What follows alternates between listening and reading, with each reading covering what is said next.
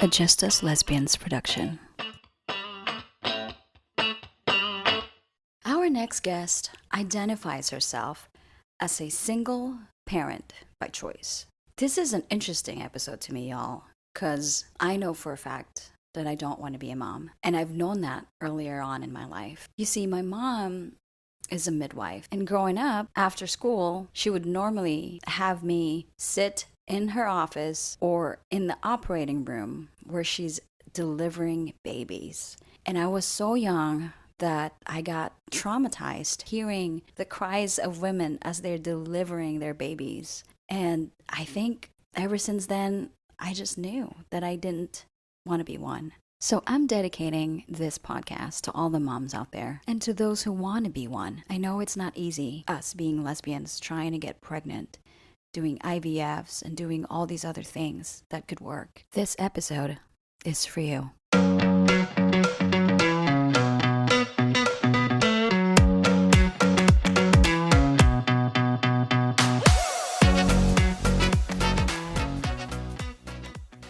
Vanessa Esparza is a lesbian and a single parent by choice with 2 daughters. She is an Army National Guard veteran and has worked as a medical professional for the last decade.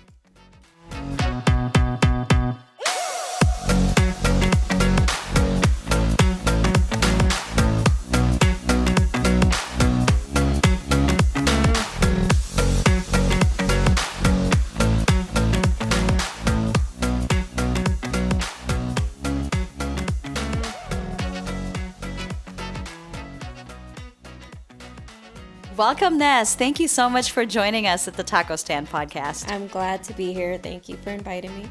How did you first hear about Just Us Lesbians? So I think with a lot of us, it's just coming out of a breakup, trying to, fill my time, trying to find, myself within the community.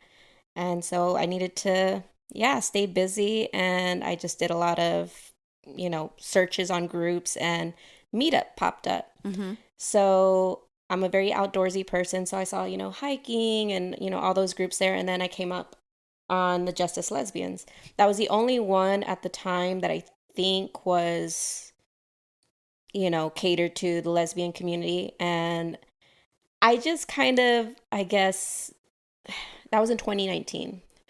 So I just kind of just checked it out from afar, just seeing what was posted, events. And at that time, it wasn't too many because it was still up and coming. Right. And so I was just like, oh, yeah, I'm going to go to this one. Oh, wait, I was very hesitant. I was still a little nervous to kind of get out there because I wasn't looking for anything, but just to be a part of a community and a group and just like-minded people. Uh-huh. So it wasn't until 2021 that I actually went to an event, and it was a billiards event because that's like one of my passions. So I was like, I'll be comfortable in my own skin here. Right. And man, those ladies are awesome. Like, they're just so welcoming. Like, you just fit right in, like, right from the beginning. So I loved that vibe. Like, just, it was comfortable right off the bat. So that was, but you first signed up 2018? 2019. 2019. Mm-hmm. And then 2 years later. 2 years later. So you were just checking out the group for a couple of years. Yeah. And then 2021. Yeah, you started I'm very introverted, so it takes a lot for me to even just get out there. Right. So even with the other groups, like I still don't really go to any of that stuff, but I'm like, oh, that's cool. Maybe I'll check out that place on my own type thing, Yeah. So it was really great to actually meet up with those ladies, and some of them, follow my kids, and I follow them, and so it's just great to see like our families grow and stuff. It's a pretty awesome group of people. So you met sort of your own friends from the group and then kind of are just doing your own thing at this point. Yeah. I see. Good. So what made you want to join a lesbian group?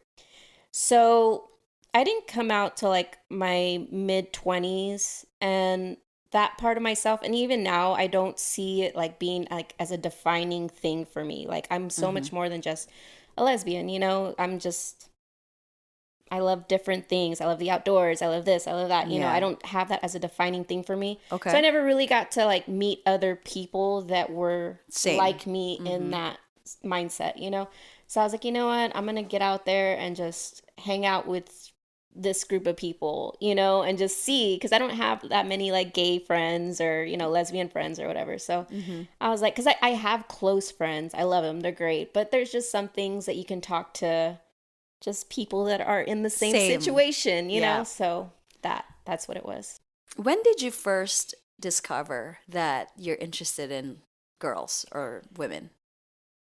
I would have to say it was pretty early on. This might be shocking to some of my family, but if I really think about like having that attraction, probably as early as like grade school, like kindergarten time frame.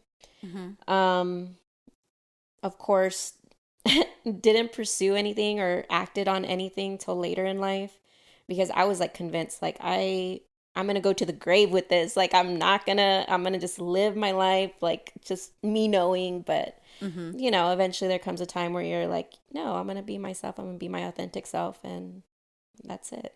Yeah. When did you start feeling that definitive moment of, you know what, I'm gonna live how I want to live? It's probably got to be when I had that real time away when I was deployed. Mm-hmm. Um, I actually fell in love. So I Mm-hmm. think that's like a pushing point to like, okay, like am I gonna pursue this and live how I want to live, with someone that I care for and love, or am I gonna be scared and just be pushed into a corner and just live the life everyone else wants me to live? And is But she also gay? How did you two discover? Because usually with lesbian relationships, it's never really quite defined from the get-go unless both of you are like, hey, I'm gay, you're gay, let's get together. Usually you feel each other out. Is she into me? You know? right. Well, because I was deployed, I was kind of I had a lot of time on my hands Uh-huh. in a sense. So I talked to quite a bit of people online, and so that's how that started. So we kind of knew, I kind of put it out there. So she's with you when you guys were deployed, but talk to each other online? No, no, no. That's how I met. Oh, That's how oh, I okay. met. Like I was still scaredy, like, oh, like I don't Got it. know. And so I met this person online. Like that's how She's that not happened. with you during No, no, deployment. no. Okay. I just, started having a conversation and just things progressed from there very quickly. Okay. As it usually does, I guess, with lesbians is I don't know why we're hardwired like that, but We yeah. just move fast. We We don't dilly feel dally. yeah, we Yes. the feelings are big. Right, right, right. So that was in within you were in your 20s and you've decided to go for it. You met online. Is it like a gay It was like a app? dating app. It's a Yeah, dating it app. was a dating app. But you know how, like on apps, you can choose, like, what are you looking for? Are you looking for Right. friends? Are you. So I really didn't know what I was looking at that point. I just knew, like, I had a lot of time and, let me see. Kind of fishing, like, let Okay. me see.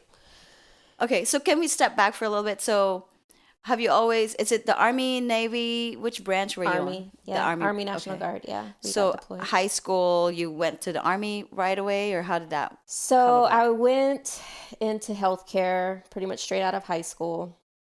And then I didn't want to stay in healthcare.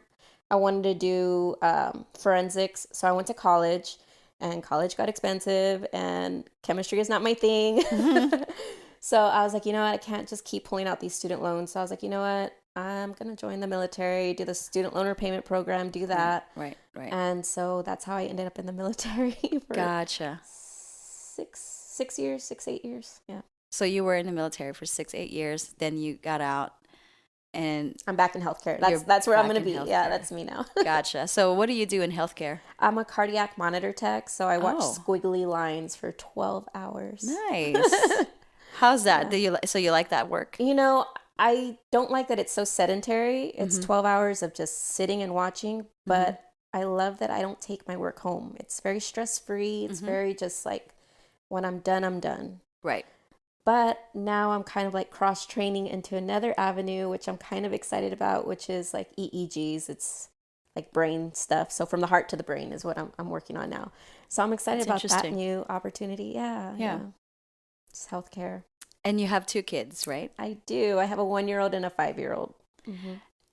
And this is where I think our listeners are going to appreciate this. So when Ness reached out to me and she said she has a very interesting story, I think our listeners will appreciate the lengths and the research, everything that you did to have kids, right? So can you share a little bit about, that experience, what prompted that, and, what led you to, want to be, I think you call yourself a Single mom by choice, yeah. single mom by Single choice, parent by choice, or yeah. single parent by choice. Yeah. Yes. So how that started was with my coming out story, right? The person that I was talking to online, I again progressed very quickly, and I was coming home, so had to make a decision like, am I going to continue this relationship with this person? Because all we knew was just FaceTiming each other. And so I pretty much told my family, like, she's going to be moving in. That's Hmm. how I came out to my family. Like, this is it. Hmm. She's moving in. This is a person I love, and I'm so lucky. They are very supportive, loving, family. So I feel bad about it because that's pretty, crappy to kind of have that thrown at you. Like, just take it or leave it. But that's the way it was. I ended up marrying this person. Nice. Yeah, so did all that. We ended up getting divorced. And that took me into a pretty big downward spiral. The separation I did not handle well. Hmm. So the way I coped with the separation was with like alcohol and people. And I think you know what I mean by people. Yeah. Yeah. So hence that's how my oldest daughter came about. So I don't know who this person is, who is her bio Hmm. father, parent. Um, just because, yeah, that was a part of my life that happened. And even at How the old were time, you? I was 28. Have you always wanted to be a mom? I didn't always have like that definitive thing. So you know how people grow up are like, oh, I can't wait for the wedding and the Right. kids. And like, I couldn't honestly even see myself as an adult. I, for some reason, always thought that I would die young. Hmm.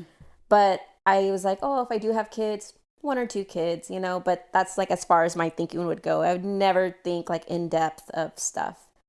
So when I found out I was pregnant, I was either, again, this was just happened by chance. Hmm.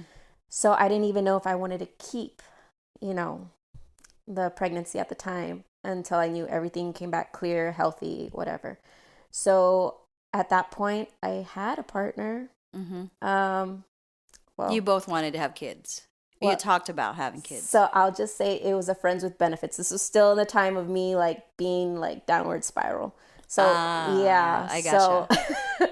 so I had to present to this person because feelings started to develop there, and so she deserved to know. So I was like, okay, so just so you know, I'm pregnant, and I'm gonna keep the baby. I'm like, I totally get it. If you don't want to see me again, like this is a bomb. I How get it. did you get pregnant The first time around, the first time around? natural Natural. sex. Gotcha. Yeah. Through Yeah. a friend. No, like I don't know this person. It was I'm telling you, I random see. people, like alcohol Gotcha. and people. Yeah, just it was a mess. It was So, a bad time in my life. did you actually wanted that to happen? Was that the end No, goal? no, No. it Okay. was So it was an total accident. total accident chance. Yeah, I yeah. see. It kind of just happened. So when I made the decision to actually keep the baby, I let this person I was with at the time know, and they were like, "Okay, well let's do this. I'll be by your side, and we'll do it." But hold on. So were you together, or I It think was I'm friends trying to with piece it together. Yeah, so it was a friends with benefits. It was, I'm telling you, it was a mess in my life. But you were with your girlfriend at the time, No, no, or no. you guys I, broke up? no. So we got married and we were going through a separation. Like we were going through a divorce. So that's Oh, why I was like sleeping okay. around and Gotcha. different people and Okay. alcohol. It's bad, bad, bad, bad, bad. But and then you told her I got pregnant during the separation. This other person, not my ex. My ex is out of the Oh, picture. gotcha. Okay. There's no repairing that. Yeah, that was done. Okay. Yeah. So the separation was because yeah, my ex wife cheated. I'm gonna put it out there. Okay. So that's why that was not gonna happen. I was just dealing with my own feelings with other people and alcohol. And so this new person in my life, the friends with benefits person who shall not be named, um, she didn't have to take this on, and she totally did. She was like, no, I want to see where this goes. Because feelings did start to develop there. So we didn't have a good foundation for each other. So we kind of just, again, jumped right into things, like from being with each other to moving in with each other to raising a family. Right. So from that, there was talks of, okay, well, we're going to have a family. Maybe eventually you carry next, since I had my daughter and she would carry next. So that was always a talks and in the plan. Well, that relationship didn't last longer past my daughter's first birthday. So that ended. But I still had it in my head, like I want to still grow my family, I still want my daughter to have someone, a sibling. Like I didn't want her to grow up alone, especially the way she came about. Right. I just always feel like she's going to have like an anger or resentment towards me. So I didn't want her to feel alone. So I wanted her to have a sibling, a sidekick to say, like if there is that anger there, at least they have each other. They can hate me together. That's fine. So yeah. So then I made the decision to be a single parent by choice, because at that time, me and my partner were done. It was just me and my daughter, my now 5-year-old. So did research. How do I even do this? Scary thought, because it's scary, because you're knowingly making the decision to bring a life. It's one thing if it's an accident, right? And it happens. It happens all the time. But to make a knowing decision to be like, I'm bringing this life into this world, it's a little scary. So I joined a lot of groups, did a lot of research, and I wanted to do at-home insemination. That's what I wanted to do. There's so many different ways to do different things. Like you have to go to the clinic and have them do it there. I wanted to do it at home in the comfort of my own space. And so I went through a sperm bank. It is expensive. That's what I hear. Yeah. It's crazy expensive. So I'm just going to throw some numbers out there so y'all can get a little feel for that. Yes, please. I think a lot of people will appreciate that. Okay, so for one vial, right? One vial, which is like 3 milliliters, which is like a spit in the bucket, like literally just nothing, is $1,000. They recommend that you buy 2 vials. So that's like $2,000 just on one try. Like when you ovulate, they say like, okay, well, maybe you want to try during your ovulation more than just once. So depending on how many times you want to try during that, time frame, it can be pretty expensive. So that didn't take, and it was very sci-fi. Like they FedEx you a big crate with a nitrogen tank with, the sperm in it at the syringe. And I'm like, whoa, this is getting real. This is crazy. But needless to say, that first try did not take when I went through the sperm bank. So I was like, what am I going to do? This is going to be pretty expensive to keep going this route. So at that time, I was like, you know what? While I'm trying to get money for the next vial, I'm going to go the known donor route, which for me was finding someone willing to donate, a friend, whoever. For free. Right. Hopefully. Right. Yeah. Right. And I was totally willing to compensate him, but he kind of took it as like no, it's an honor type thing. It's really great person. So, and I was like, okay, but these are the stipulations type thing. Cause I wanted someone who was open to, if they did want to know where they came from, that they'd be willing. Yes. Cause everyone wants to know where they came from, and unfortunately, my oldest daughter is not really going to have that. Unless we go looking for this person, which is another scary thing that I'll eventually have to face when that time comes. Right. Yes. But at least with my youngest, I can kind of be like, okay, this is the person, and are you willing? He has to be willing to, and he said yes, he's willing to meet with her if and when she does have questions. So, yeah. Wow. So the second time around is by choice. For sure. And is that driven mostly because of your own motivation, or were you thinking mostly because of your 5-year-old? My 5-year-old mostly was my motivation to do that. Because I was fine with it just being me and her. Like that was great. Like that's my best friend. But yeah, she definitely needed someone, in her life growing up with. And I it was a scary move and decision to make, but I tried to think in that sense of like how my daughter would be. So it was Yeah, her that that's pushed pretty me. remarkable. It's not, it's astonishing to me that there are people out there like you who says, "Why wait? I'm gonna do this." And I didn't, you know what I mean? Like, especially Yeah, when trying to yeah. get pregnant, you normally what they would want is with a partner so they can share it with someone. Because we had a conversation about this offline when you said it takes a village. Hmm. Can you describe what that, like, what does the day to day look like for you as a single parent with Oh two man. kids, 5 Yeah. and 1 year old? Well, luckily, like I said, it does really take a village, and some people don't have that, so they create their own village. So don't let that discourage you either. Like, well, I don't have family that's willing or wanting to be a part of it. You create your village. And a Mm-hmm. lot of these groups too that I have seen, they talk about like I'm not close to any family in the area. Like, Right. is anyone willing to be in the area? We can, switch out on days to, babysit, whatever it might be. So you find your group of people and you just make it work. Like they call them villages. They're thinking of like making like little places, little houses to you live in your own house and, raise your kids separately, but you are there for each other. And so luckily for me, my family, my mom, my dad, my grandparents, they all very supportive.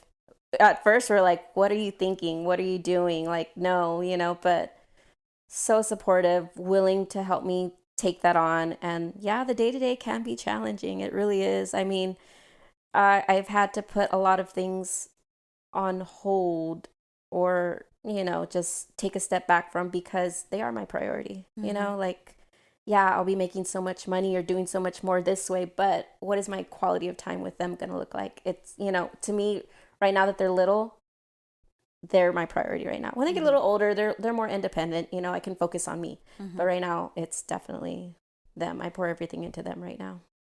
So when you first had your 5 year old, how long were you with that other relationship with that girl? About almost 2 years. You were together for 2 years Yeah. and then you guys separated. Mm-hmm. Were you married? No, No. Okay. no, just together. She stayed through the pregnancy and through till Ray was 1. Yeah, That's amazing. yeah. Just to support you, or you guys were actually trying to be together? To be together, long term family, but just things didn't work out, so we went our separate ways. But it's very commendable to be a part of something that you just walk into and like, hey, I'm pregnant. Mm-hmm. Like a lot of people would have ran the other way and be like, I ain't Yeah. touching this. Like Right. that's a lot. Would you say that you're done having kids? Oh yeah, for sure. Yeah. Yeah. And they're both girls, right? Yeah, both my little girls. Yeah, I'm Oh my done. Yeah. gosh. That's pretty remarkable. That's amazing. I am in awe of moms, especially single moms, because I don't know how you do it. I know I for sure can't. So it's People remarkable. say that they can't, but trust me, some people do it all the time and they're not ready mentally, financially, just Right. anything, and they you just find a way. Yeah, how do you do it? Seriously, like how? Financially, if you don't mind me No, yeah, asking. it's Yeah, totally fine. all of that. Emotionally, how, I mean, what does it take? Uh, it's financially, I'm not able to. Like I struggle. Uh-huh. Like the whole assistance part. Thank God we have stuff for assistance. The thing with that though Mm-hmm. is there's a lot of red tape, right? Or there's a lot of waiting periods. So you just kind of hope and pray, like, okay, maybe this will be the day that I get approved for this or whatever. But there is a lot of help out there and Right. assistance. So don't think that you have to completely do it on your own. And some people are Uh-huh. too prideful to be like, oh, well, I'm not going to take. Don't think of it for you. It's for your kids. It's for you and your kids. Yeah. So that's why I say, like, it's hard to make that decision to say, like, oh, I'm going to bring a life into this world. Well, how can you think that way? Like, I'm going to bring a life into this world when you're not really prepared to bring them into this world. Mm-hmm. But if you can give, like, that child love and the basic necessities of, like, just food, shelter, like that's all we really all need, right? Mm-hmm. Yeah. So don't be scared. Yeah. Is my thing. Like don't be scared. Like a lot of people might see that as like, oh, well, that's very irresponsible. I mean, I knew what I wanted and I went for it and I'm happy. Like, Yeah. so everyone might have their own opinion on that. So just do what you think will work for you, but just don't let like certain things like, oh, once I hit this milestone, then I'll be ready to. Like, yeah, okay, that's good to have a plan, Yeah. but don't wait too long either and then miss Right. out on that opportunity. Yeah. That's my thing. Well said. Well said. Can you talk a little bit more about your stint in the army? Was there any struggle there being a lesbian? Were you out when you were in the army? Halfway through, I came out. So when I joined, it was in 2011. I was 22 at the time. I didn't come out till I pretty much married my ex-wife, and I was like 25 at the time. So like halfway through. And I gotta say, I'm very lucky. Not a lot of people have good experiences in the military. I gotta say, like, my time in the military was great. I don't regret it. It was a great opportunity. I got to travel, I got to meet different people. It was just, I can't say enough great things about it. But that's for me. I was very lucky. I did finance in the military, so very Nice. safe job, I guess you can say, indoors. I could transfer it to civilian work. I mean, it was just overall great experience. Um, did I ever experience anything negative by being out? I can't say that I have, to be honest. That's good. Yeah. Because maybe this was later in the years and Yes. people are a lot more I agree. accepting. Yeah. No more don't ask, don't tell policy. No, yeah, I think when I joined, they were just getting rid of that policy when I just joined. It was either that following year or the year before that. So, yeah, I mean, and there was still a lot of old school people in at the time, but luckily the unit I was with, we were all young. Mm-hmm. We were all young being deployed together. So we were like 18 to like mid 20s being deployed to a foreign place. And we just became family and we just. That's amazing. Yeah. And you were there for 6 to 8 years, you said? No, I was deployed for 9 months. 9 months. National Guard, they call them the weekend warriors. Mm-hmm. So it's 2 weeks of training, 1 weekend out of the year, right? So it's like, you play soldier, right? Is what they say. Mm-hmm. We did get deployed to Kuwait, and then we did get activated for Hurricane Harvey, but that's why I'm saying, like, I still got to live my civilian life and be a soldier and still, like, it was the best of both worlds. It worked. So you weren't full-time in the army? No. National Guard, yeah. Okay. Yeah. Gotcha. And the 9 months that we were deployed, that was, like, our active duty time. Mm-hmm. Yeah. What advice would you give to lesbians who are trying to get pregnant? Oh, that's a good one. So I will say do your research. 100% do your research, because what necessarily worked for me, you might not be comfortable with. And so it's all going to be your preference and what you're comfortable with. There's different things out there. There's so many different ways to get pregnant now. So many different ways.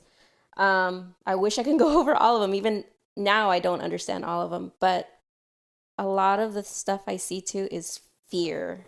Like the fear to take that step. And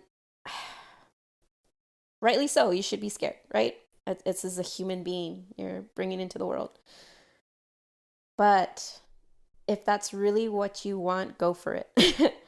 Like everything else will figure itself out and fall into place. Don't be so stuck on just like the pieces of, oh, but what about this? And yes, be prepared. Try and, get all of that question marks out of the way. But just go for it is my thing. Go for it. Research. For sure, research and just see the avenue you want to take. There's so many different ways to do it. So I'll give you an example, right? Mm-hmm. Like I had to learn the different terminology like AI, PI, NI. And What's that? exactly. I'm like, so AI, artificial insemination. That's what I did, Uh-huh. Everyone's like, oh, turkey baster, ha ha ha. Syringe is not enough to, the turkey baster was not enough. Is that what they did at the L word? Yeah, pretty much. Mm-hmm. Yeah. Yep. With Bet and Tina, Yeah, right? yeah. Okay. Yep. So At that's home. what you did. That's what I did. Yep. In the comfort of my own home. Syringe. You get comfy and you insert, and there it goes. Yep. That's pretty remarkable.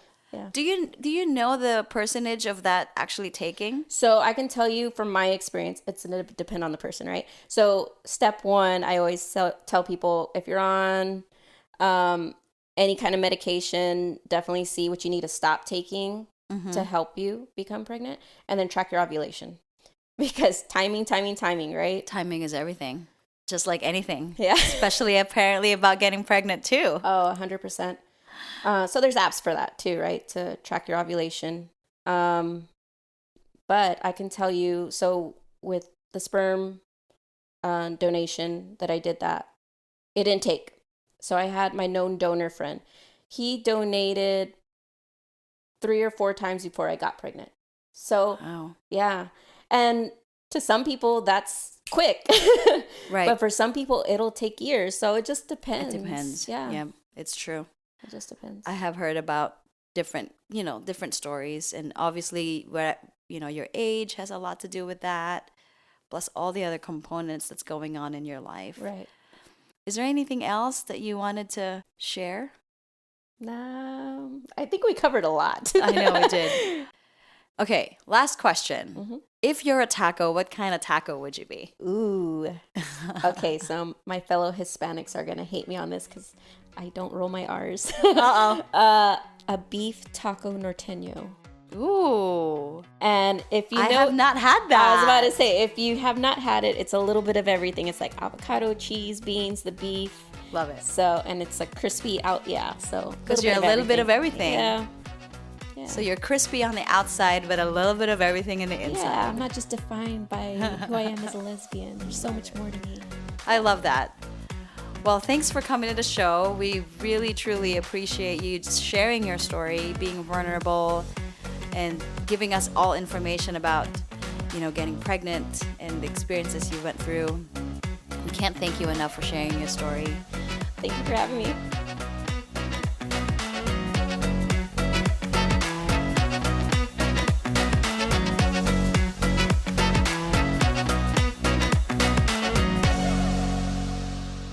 The Taco Stand podcast is proudly brought to you by Just as Lesbians, a meetup group based in San Antonio, Texas. Find us and hope to see you in our next event.